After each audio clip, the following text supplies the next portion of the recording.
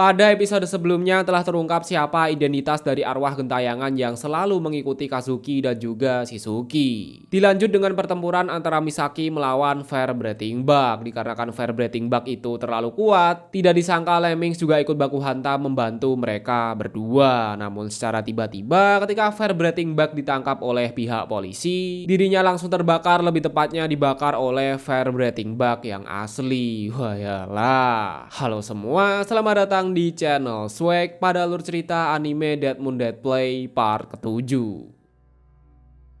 Sama seperti janjinya di tempo lalu bahwa ketika semuanya selesai, Dewa Mayat akan menjelaskan semuanya kepada Pak Rozan. Dewa Mayat yang sadar bahwa terdapat beberapa asasin di sekitar tatami langsung meminta Pak Rozan untuk memerintahkan mereka untuk segera pergi. Bagaimanapun, identitas asli dari Dewa Mayat itu tidak boleh diketahui oleh banyak orang. Tidak ada pilihan lain, Pak Rozan pun langsung menyuruh mereka untuk segera pergi. Begitu sepi, Dewa Mayat pun langsung memberitahu identitas yang sebenarnya. Mulai dari kekuatannya, dirinya berasal dari isekai, dan memberitahu bahwa arwah milik Polka yang asli itu baik-baik saja. Atau dengan kata lain, saat ini Polka yang asli itu masih hidup. Dilanjut dengan Misaki yang memberitahu secara terang-terangan bahwa dirinya lah yang telah membunuh Polka. Mengetahui akan hal itu, tanpa pikir panjang Pak Rozan langsung menodongkan katana ke arah Misaki. Namun dengan cepat, Polka langsung menepis katana milik Pak Rozan. Melihat tingkah laku boneka hiu seketika mengingatkannya dengan Polka sewaktu kecil. Perlahan-lahan Pak Rozan juga mulai sadar bahwa di dalam hiu itu terdapat kesadaran Polka selaku anaknya sendiri. Bukannya sedih, terharu atau gimana, Pak Rozan malah ngambrut atau ngakak brutal begitu melihat anaknya telah menjadi hiu. Orang tua nggak ada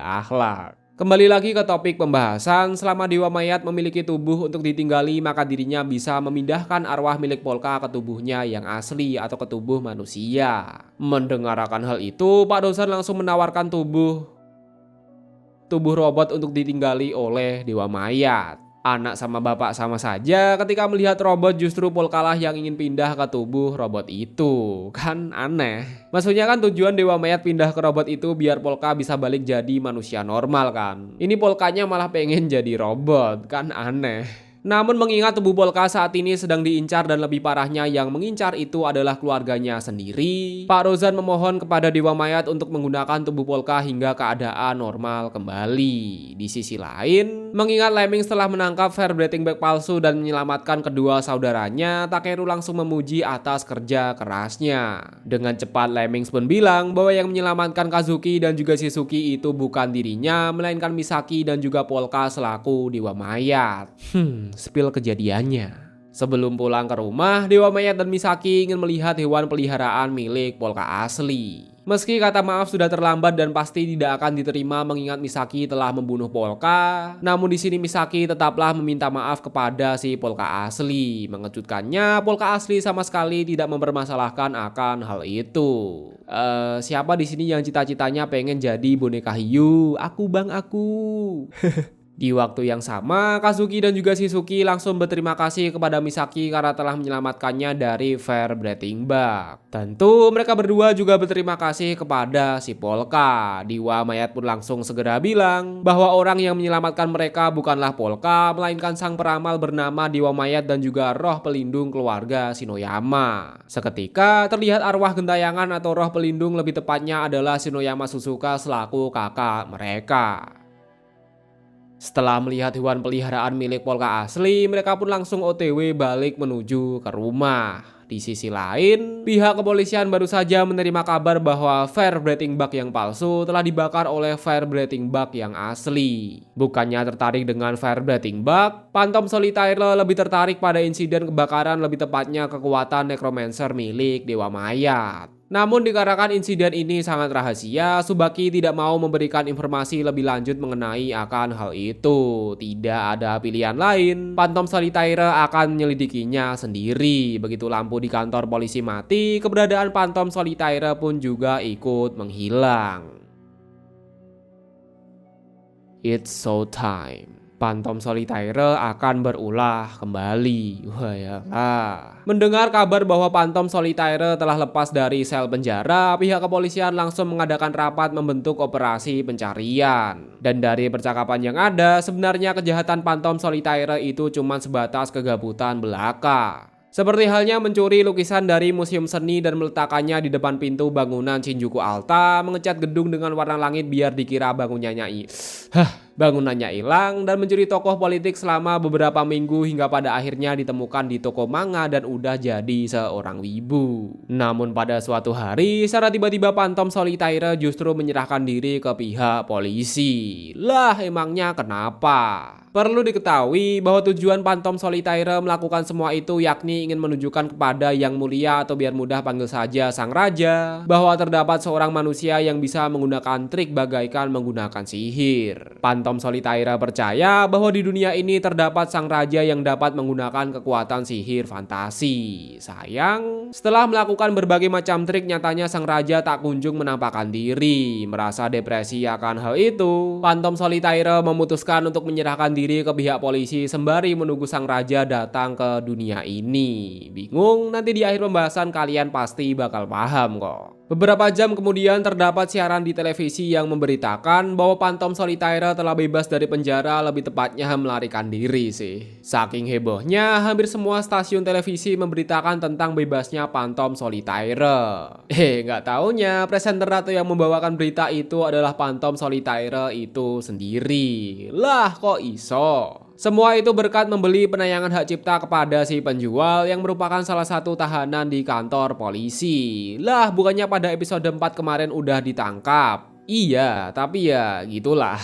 Terlepas dari itu, mengingat Phantom Solitaire itu adalah julukan yang dibuat oleh Tsubaki, dan sebagai hadiah atas pemberian nama, Phantom Solitaire akan melancarkan aksinya 1 minggu mulai dari sekarang. Jadi selama 1 minggu sebisa mungkin nikmatilah kehidupan damaimu. Hayalah. Mendengar berita mengenai Phantom Solitaire, Dewa Mayat pun penasaran siapakah orang itu. Kuruya pun menjelaskan bahwa Phantom Solitaire itu merupakan salah satu urban legend atau mitos yang ada di kota Shinjuku, sama seperti halnya Lemmings dan juga Fair Breathing Bug. Di dunia Dewa Mayat sebelumnya juga terdapat beberapa makhluk yang sekiranya terkenal. Beberapa di antaranya ada Pirawizo selaku naga berbisa dan pahlawan Surugua selaku Calamity Crusher. Berbicara mengenai naga, Dewa Mayat sempat mengira bahwa di dunia ini juga memiliki naga. Mengingat pada buku dongeng tubuh mereka itu terlihat sangat mirip. Tidak hanya hewan naga saja, pasalnya wujud dari spirit elemental atau roh elemen itu juga sangat mirip. Hosorogi atau Pulpenkun pun bilang mungkin saja terdapat titik atau petunjuk bahwa kedua dunia itu saling terhubung. Mengingat ilustrasi naga dan roh elemen itu memiliki wujud yang sangat mirip. Wayalah. Nah, untuk bagian ini mungkin pembahasannya agak serius, jadi mohon untuk disimak baik-baik. Berpindah ke atas gedung, Phantom Solitaire bilang, "Kukira di dunia ini tidak ada sihir, jadi aku putus asa dan mengurung diri di dalam penjara. Namun sekarang aku telah menemukan kemungkinan yang baru." Tepat setelah berkata seperti itu, muncullah Fair Breathing Bug yang datang menjawab panggilan dari Phantom Solitaire. Yap, semua hal yang dilakukan sewaktu di televisi tadi terdapat pesan agar Fair Breathing Bug itu datang untuk menemui dirinya. Di waktu yang sama terdengar nada dering dari sebuah telepon. Ketika diangkat, ternyata orang yang menelpon itu adalah Fair Breathing Bug yang berada tepat di depan matanya. Buat apaan coba? Ada deh. Sembari memutar payung, Fair Breathing Bug bertanya bagaimana Phantom Solitaire tahu akan keberadaannya. Mengingat Fair Breathing Bug itu merupakan organisasi misterius yang sulit untuk ditemukan. Ini kenapa bisa ada yang sadar coba? Namun tepat ketika ingin menjawab, secara tiba-tiba kobaran api menyambar Phantom Solitaire. Untungnya saja dengan cepat dirinya langsung mengeluarkan kartu untuk menangkis akan api itu.